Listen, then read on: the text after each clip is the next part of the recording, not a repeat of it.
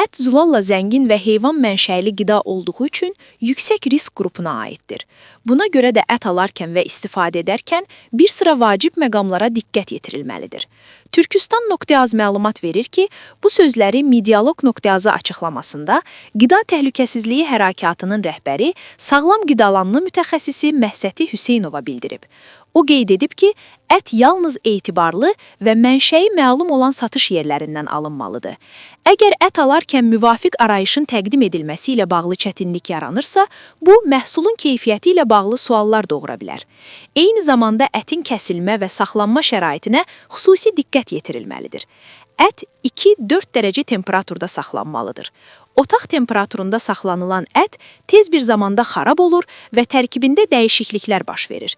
Keyfiyyətli ət bunu görünüşü, rəngi və qoxusu ilə də büruzə verir. Ətdən insan orqanizminə müxtəlif virus və bakteriyalar keçə bilər. Mütəxəssis əlavə edib ki, bu səbəbdən ətin yalnız mənşəyinə deyil, düzgün bişirilməsinə də diqqət yetirilməlidir. Əti doğramaq üçün istifadə edilən bıçaq və lövhə digər qidalardan ayrı olmalıdır.